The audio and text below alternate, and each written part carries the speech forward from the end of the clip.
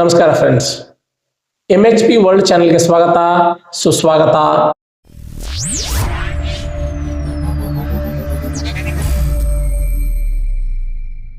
Friends, ನಿಮಗೆ ಯಾವುದೋ medical ಎಮರ್ಜೆನ್ಸಿಗೆ ಅಥವಾ ಹೈಯರ್ ಎಜುಕೇಷನ್ಗೆ ಅಥವಾ ನಿಮ್ಮ ಮಕ್ಕಳ ಮದುವೆಗೆ ಅಥವಾ ಮನೆ ಕಟ್ಟುವುದಕ್ಕೆ ಅಥವಾ ನಿಮ್ಮ ಹೋಮ್ ಲೋನ್ ಮರುಪಾವತಿಗೆ ನಿಮಗೆ ಅರ್ಜೆಂಟ್ ಆಗಿ ಹಣದ ಅವಶ್ಯಕತೆ ಇದೆ ಅಂತ ಇಟ್ಕೊಳ್ಳಿ.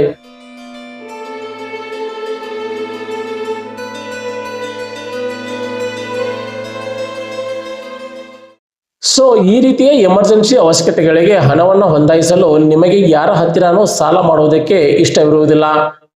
ಸೊ ಇಂತಹ ಸಂದರ್ಭದಲ್ಲಿ ನೀವು ನಿಮ್ಮ PF ಅಕೌಂಟ್ದಿಂದ ಹಣವನ್ನು ವಿಡ್ರಾ ಮಾಡಲು ಯೋಚನೆ ಮಾಡುತ್ತೀರಿ.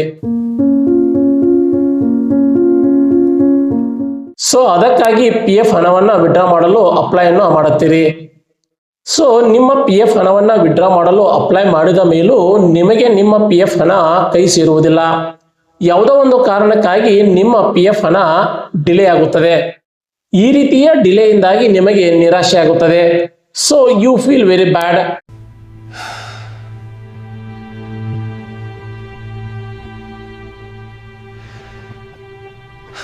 ಬಿಕಾಸ್ ನಿಮಗೆ ಹಣದ ಅವಶ್ಯಕತೆ ತುಂಬಾನೇ ಇರುತ್ತದೆ. ನೇಮ್ ಮಿಸ್ ಮ್ಯಾಚ್ ಇಂದಾಗಿ ಅಥವಾ ಅಪ್ರೂವಲ್ ಪೆಂಡಿಂಗ್ ಇಂದಾಗಿ ಅಥವಾ ಯಾವುದೋ ಮಿಸ್ಸಿಂಗ್ ಡಾಕ್ಯುಮೆಂಟ್ಸ್ಗಳಿಂದಾಗಿ ನೀವು ಅಪ್ಲೈ ಮಾಡಿದಂತಹ PF ಹಣ ನಿಮ್ಮ ಕೈ ಸೇರಲು ತುಂಬಾನೇ ಡಿಲೇ ಆಗುತ್ತದೆ. ಸೊ ಇಂತಹ ಸಂದರ್ಭದಲ್ಲಿ ಏನು ಮಾಡಬೇಕಂತಾನೆ ಗೊತ್ತಾಗುವುದಿಲ್ಲ. ನೀವು ತುಂಬಾನೇ ಕನ್ಫ್ಯೂಷನ್ ಅಲ್ಲಿ ಸಿಲುಕಿಕೊಳ್ಳುತ್ತೀರಿ.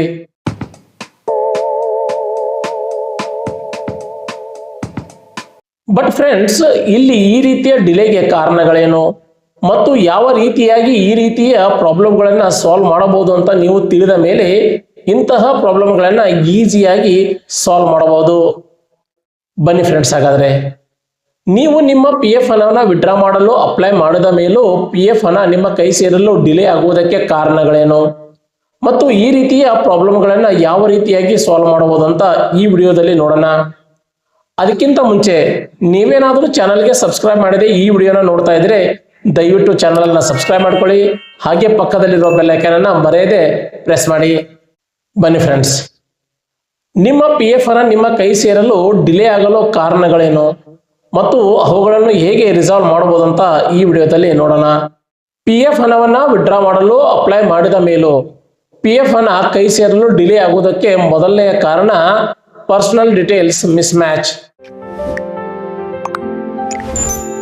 Personal details mismatch? Here's how to fix it. ಹೌದು ಫ್ರೆಂಡ್ಸ್, PF ಹಣವನ್ನು ವಿಡ್ರಾ ಮಾಡಲು ಅಪ್ಲೈ ಮಾಡಿದ ಮೇಲೂ ಆ PF ಹಣ ನಿಮ್ಮ ಕೈ ಸೇರಲು ಡಿಲೇ ಆಗಲು ಪ್ರಮುಖ ಕಾರಣ ನಿಮ್ಮ ಪರ್ಸನಲ್ ಡೀಟೇಲ್ಸ್ಗಳಲ್ಲಿನ ಮಿಸ್ ಮ್ಯಾಚ್. ಅಂದರೆ ನಿಮ್ಮ ಹೆಸರು, ನಿಮ್ಮ date of birth, PAN card, Aadhaar card, bank account details ಅಥವಾ ನಿಮ್ಮ ಫಾದರ್ ಅಥವಾ ಮದರ್ ನೇಮ್ಗಳಲ್ಲಿನ ಮಿಸ್ ಮ್ಯಾಚ್ಗಳಿಂದಾಗಿ ನಿಮ್ಮ PF ಹಣ ನಿಮ್ಮ ಕೈ ಸೇರಲು ಡಿಲೇ ಆಗುತ್ತದೆ. ಆದ್ದರಿಂದ ಫ್ರೆಂಡ್ಸ್, ನಿಮ್ಮ ಪರ್ಸನಲ್ ಡೀಟೇಲ್ಸ್ ನಿಮ್ಮ PF ಅಕೌಂಟ್ನಲ್ಲಿ, ನಿಮ್ಮ ಆಧಾರ್ ಕಾರ್ಡಿನಲ್ಲಿ, ಅದೇ ರೀತಿಯಾಗಿ ನಿಮ್ಮ ಬ್ಯಾಂಕ್ ಅಕೌಂಟ್ಗಳಲ್ಲಿ ಎಕ್ಸಾಕ್ಟ್ ಆಗಿ ಮ್ಯಾಚ್ ಆಗುತ್ತದೆಯೋ ಇಲ್ಲೋ ಅಂತ ಚೆಕ್ ಮಾಡಿಕೊಳ್ಳಿ. ಇನ್ ಕೇಸ್ ಏನಾದರೂ ಮಿಸ್ ಮ್ಯಾಚ್ ಇದ್ದರೆ ಕೂಡಲೇ ಕರೆಕ್ಷನ್ ಮಾಡಿಕೊಳ್ಳಿ. ಬಿಕಾಸ್ ಸಣ್ಣ ಸ್ಪೆಲ್ಲಿಂಗ್ ಮಿಸ್ಟೇಕ್ ಅಥವಾ ಮಿಸ್ಟೇಕ್ಗಳಿಂದಾಗಿ ನೀವು ಅಪ್ಲೈ ಮಾಡಿದ ಮೇಲೂ ನಿಮ್ಮ PF ಹಣ ನಿಮ್ಮ ಕೈ ಸೇರಲು ಡಿಲೇ ಆಗುವುದಕ್ಕೆ ಕಾರಣವಾಗುತ್ತವೆ.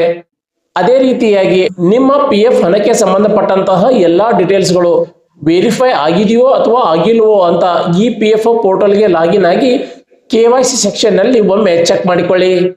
ಇನ್ ಕೇಸ್ ಯಾವುದಾದ್ರೂ ಅಪ್ರೂವಲ್ ಪೆಂಡಿಂಗ್ ಇದ್ದರೆ ಅದನ್ನು ಕೂಡಲೇ ಅಪ್ರೂವ್ ಮಾಡಿಸಿಕೊಳ್ಳಿ. ಅದೇ ರೀತಿಯಾಗಿ ಯಾವುದಾದ್ರೂ ಇನ್ಫಾರ್ಮೇಶನ್ ಪೆಂಡಿಂಗ್ ಇದ್ದರೆ ಅದನ್ನು ಸಹ ಕೂಡಲೇ ಈ PFO ಪೋರ್ಟಲ್ ನಲ್ಲಿ ಅಪ್ಡೇಟ್ ಮಾಡಿಕೊಳ್ಳಿ. ಫ್ರೆಂಡ್ಸ್, ಇನ್ನು ನಿಮ್ಮ ಎಲ್ಲ ಪರ್ಸನಲ್ ಡೀಟೇಲ್ಸ್ ಸರಿಯಾಗಿದ್ದು ಯಾವುದೇ ರೀತಿಯ ಮಿಸ್ ಮ್ಯಾಚ್ಗಳಿಲ್ಲ ಅಂದರೆ ಮತ್ತು ನಿಮ್ಮ PF ಹಣಕ್ಕೆ ಸಂಬಂಧಪಟ್ಟಂತಹ ಎಲ್ಲ ಇನ್ಫಾರ್ಮೇಶನ್ ಅಪ್ ಟು ಡೇಟ್ ಆಗಿದ್ದರೆ ಅಂತಹ ಸಂದರ್ಭದಲ್ಲಿ ನೀವು ನಿಮ್ಮ PF ಕ್ಲೇಮ್ ಸ್ಟೇಟಸ್ ಅನ್ನ ಒಮ್ಮೆ ಚೆಕ್ ಮಾಡಿಕೊಳ್ಳಿ. ಇನ್ನು ನಿಮ್ಮ PF ಕ್ಲೇಮ್ ಸ್ಟೇಟಸ್ ಅನ್ನ ಚೆಕ್ ಮಾಡಿಕೊಳ್ಳಲು ನೀವು ಈ PFO ಪೋರ್ಟಲ್ಗೆ ಲಾಗಿನ್ ಆಗಿ ಟ್ರ್ಯಾಕ್ ಕ್ಲೇಮ್ ಸ್ಟೇಟಸ್ ಟ್ಯಾಬ್ ನಲ್ಲಿ ನಿಮ್ಮ PF ಕ್ಲೇಮ್ ಸ್ಟೇಟಸ್ ಅನ್ನ ಚೆಕ್ ಮಾಡಿಕೊಳ್ಳಬಹುದು.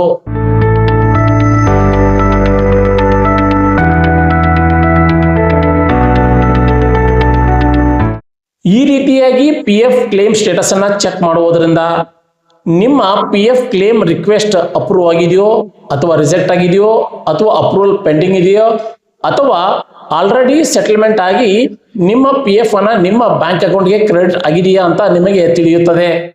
ಫ್ರೆಂಡ್ಸ್, ಇನ್ನು ಕೆಲವು ಸಂದರ್ಭಗಳಲ್ಲಿ ನಿಮ್ಮ P F claim request approve ಆಗಿ ನಿಮ್ಮ ಪಿ ಎಫ್ ಹಣ ಸೆಟಲ್ಮೆಂಟ್ ಆಗಿ ಕೇವಲ ಎಂಪ್ಲಾಯಿ ಕಾಂಟ್ರಿಬ್ಯೂಷನ್ ಹಣ ಮಾತ್ರ ನಿಮ್ಮ ಅಕೌಂಟ್ಗೆ ಕ್ರೆಡಿಟ್ ಆಗುತ್ತದೆ. ಅದೇ ರೀತಿಯಾಗಿ ಎಂಪ್ಲಾಯರ್ ಕಾಂಟ್ರಿಬ್ಯೂಷನ್ ಹಣ ಪೆಂಡಿಂಗ್ ನಲ್ಲಿ ಇರುತ್ತದೆ, ಅದು ಸೆಟಲ್ಮೆಂಟ್ ಆಗುವುದಿಲ್ಲ. ಇಂಥ ಸಂದರ್ಭದಲ್ಲಿ ಕೇವಲ ಪಾರ್ಷಿಯಲ್ ಹಣ ನಿಮ್ಮ ಅಕೌಂಟ್ಗೆ ಕ್ರೆಡಿಟ್ ಆಗಿರುತ್ತದೆ. ಸೊ ಇಲ್ಲಿ ನಿಮ್ಮ ಪೂರ್ತಿ ಪಿ ಎಫ್ ಹಣ ಸೆಟಲ್ಮೆಂಟ್ ಆಗುವ ಬದಲು ಕೇವಲ ಪಾರ್ಷಿಯಲ್ ಅಂದ್ರೆ ಅರ್ಧ ಹಣ ಮಾತ್ರ ಸೆಟಲ್ಮೆಂಟ್ ಆಗುತ್ತದೆ.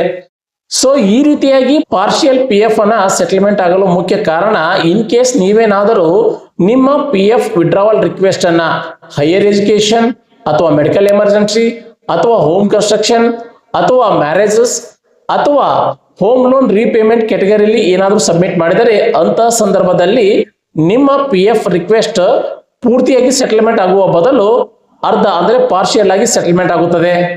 ಸೊ ಹಾಗಾಗಿ ಫ್ರೆಂಡ್ಸ್, ಇಂತಹ ಸಂದರ್ಭದಲ್ಲಿ ನೀವು ಪಾರ್ಷಿಯಲ್ ಅಮೌಂಟ್ ಸೆಟಲ್ಮೆಂಟ್ ಆಗಲು ಕಾರಣವನ್ನ ತಿಳಿದುಕೊಳ್ಳಲು ನಿಮ್ಮ ಪಿ ಎಫ್ ಪಾಸ್ಬುಕ್ ಅನ್ನ ಚೆಕ್ ಮಾಡಿಕೊಳ್ಳಬಹುದು.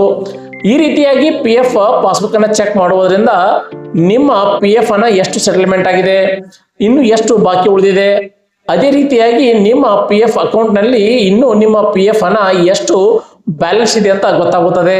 ಫ್ರೆಂಡ್ಸ್, ಇನ್ನು P F withdrawal claim status delay ಆಗಲು ಮತ್ತೊಂದು ಪ್ರಮುಖವಾದ ಕಾರಣ ಏನು ಅಂತಂದ್ರೆ, ಅದು ಡೇಟ್ ಆಫ್ ಸರ್ವಿಸ್ ಮತ್ತು date of exit P F account ನಲ್ಲಿ ಅಪ್ಡೇಟ್ ಆಗದೇ ಇರುವುದು.